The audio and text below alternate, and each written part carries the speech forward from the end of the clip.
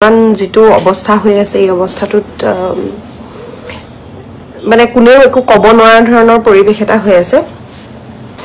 আসলতে আজি দিনটোৰ কাৰণে বহুত দিনৰ পৰা বাট চাই আছিলো বহুত দিনৰ পৰা আমাৰ ছবি কেষ্টু নগেন কালি পৰহিলৈকে আমাৰ প্ল্যান আছিল যে সিনেমাখন ৰিলিজ হ'ব প্ৰায় 1.5-2 বছৰ জোৰা কষ্ট আটাইৰে সবে একেলগে বহি চাম প্ৰমোশনাল এক্টিভিটিজত ঘূৰি আছিলো ইনফেক্ট আজি ৰাতিপুৱা মই আছিলো ডিব্ৰুগড়ত বৰ্তমান মই গুৱাহাটীত আছো আহি পায়ে প্ৰথম লাইভটো কৰি লৈছো কালিলৈকে প্ল্যান আছিল যে মই এয়াৰপৰ্টৰ পৰা বাহিৰে আমাৰ ইউনিট থাকিব সিনেমা হললৈ যাম সিনেমা চাম কিন্তু ভবামতে কথাবোৰ হতাই নহয় ঠিক তেনেদৰে এতিয়া এনেকুৱা ধৰণৰ হল যে দেশৰ যেটো পৰিস্থিতি সেই পৰিস্থিতিটো আমি সকলোৱে বৰ্তমান জানোৱে বেলেগকে কোৱাৰ কোনো প্ৰয়োজন নাই দেশৰ এই পৰিস্থিতিত কালি ৰাতিৰে পৰা আমাৰ টিমৰ মাজত এটা ডিসকাশন চলি আছিল যে এই মুহূৰ্তত আমি সিনেমাখন ৰিলিজ কৰা ভাল নে পাৰিম জানো আমি আপোনালোকক সিনেমাখন চাবলৈ ক'ব কাৰণ আমি প্ৰমোশনাল এক্টিভিটিজ ইমান হেপাহেৰে কৰি আছিলো ইমান আখাৰে ইনফেক্ট 2-3খন সিনেমাৰ ডেট ক্লাশ হৈছিল ক্লাশ হোৱাৰ পাছত কেষ্টু নগেনক বাকি দুখন সিনেমাই হুৰুঙা উলিয়ে আজিৰ দিনটো আমাক আজৰি কৰি দিছিল যে আপোনালোকে ৰাইজক দেখাওক কিন্তু সিনেমা বা এন্টাৰটেইনমেন্টৰ যিকোনো বস্তু ৰাইজৰ বাবে বনোৱা হয় আৰু আমি সিনেমাৰ কৰ্মী বা শিল্পী বুলি নহয় বাৰু মই অভিনেতা বুলি এই সকলোবোৰ আমি হয় কিন্তু প্ৰথমে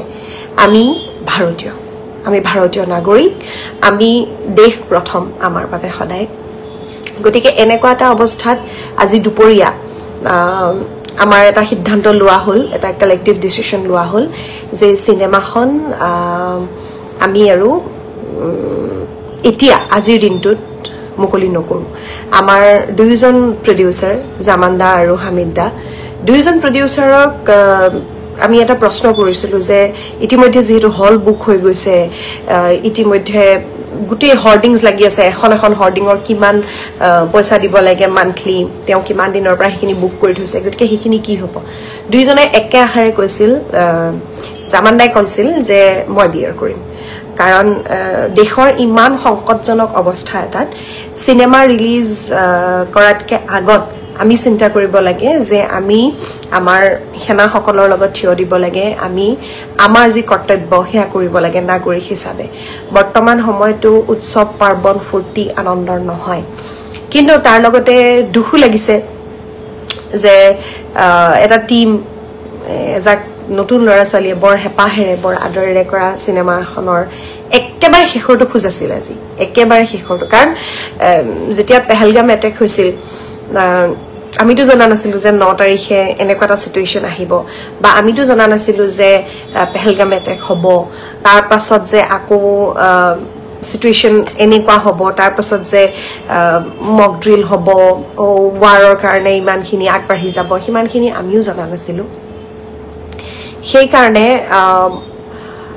আমিও একচুয়ালি প্ৰমোশনাল এক্টিভিটিজ আগবঢ়াই আছিলো কিন্তু যিমানে দিন আগবাঢ়ি গল হিমানে এই কথাবোৰে আমাৰ মগজুটো ক্ৰিয়া কৰিছে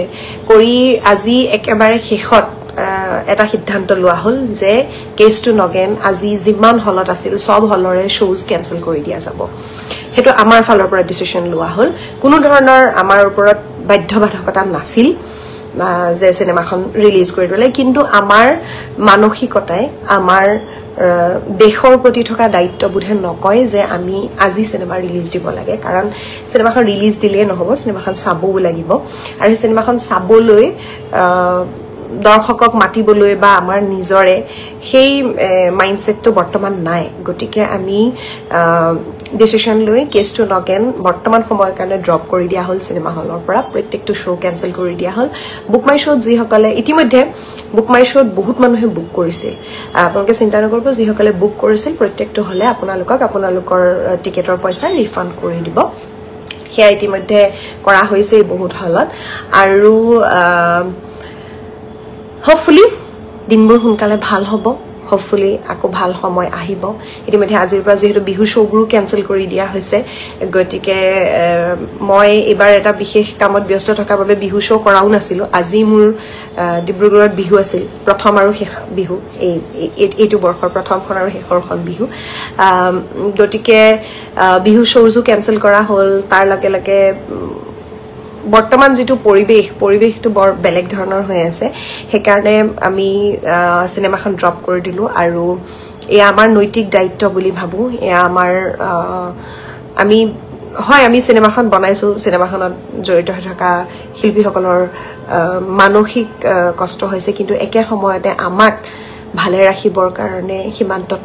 জোৱান সকল দেশৰ প্ৰতিনিধি সকল তেওঁলোকে অহৰহ যুঁজি আছে গতিকে এই সময়ত সকলো ভাৰতীয়ৰ লগত আমি একত্ৰিত হৈছো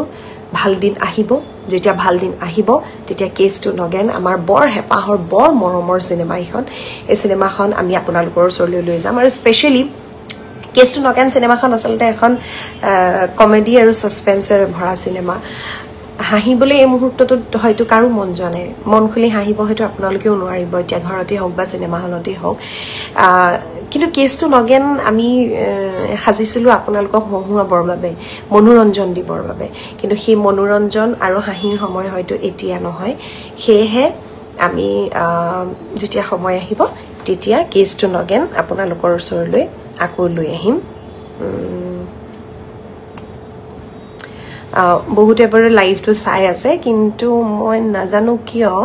ইয়াত কমেন্ট বিলাক অহা নাই কোনোবাই যদি কমেন্ট কৰিছেও কমেন্ট বিলাক অহা নাই মই হেকাৰণে দেখা নাই হয়তো সেটিংছত কিবা ভুলু থাকিব পাৰে মই জাস্ট গুৱাহাটী আহি পাইছো আৰু আহি পাই পেলাই ভাবিলো যে প্ৰথমে এটা ভিডিঅ'ৰ জৰিয়তে কৈ লওঁ কাৰণ আমাৰ গোটেই মানুহখিনি যেতিয়া একেলগ হল মই তেতিয়া নাছিলো মই আহি আছিলো আৰু সকলো কুশলে থাকক ভালে থাকক ভাৰতৰ জয় হওক দেশ মাতৃ জয় হওক আৰু আহিব ভাল দিন আহিব আমি সকলোৱে আকৌ হাঁহিম আকৌ একেলগে নাচিম একেলগে গাম ইতিমধ্যে আপোনালোকে সকলোৱে গম পাইছে যে দেশৰ পৰিস্থিতি কেনেকুৱা হৈ আছে আৰু অমৃতা গগৈ বাইদেৱে কৈ গৈছে বহুখিনি কথা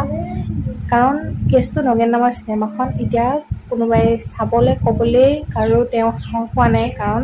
পৰিস্থিতিটোলৈ চাই দেশতকৈ কেতিয়াও চিনেমাখন ডাঙৰ নহয় হয় ঠিকে কৈছে তেওঁ ভাল কথাই কৈছে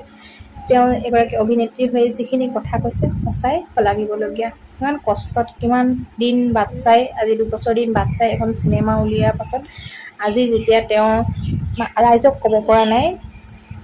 দেশৰ পৰিস্থিতিটোক চাই পিনি ক'ব পৰা নাই কাৰণ সময় সাপেক্ষে চাব পাৰিব কৰিব পাৰিব কিন্তু আজি তেওঁৰ ফেচবুক লাইভ যোগে বহুখিনি কথা কৈ গ'ল যদিহে আপোনালোকে ভাল পালে তেওঁক ছাপোৰ্ট কৰিব লাইক এটা কৰি দিব আৰু কমেণ্ট কৰিবলৈ নাপাহৰিব ভিডিঅ'টো সম্পূৰ্ণ চোৱাৰ বাবে সকলোলৈ বহুত বহুত বেছি ধন্যবাদ থাকিব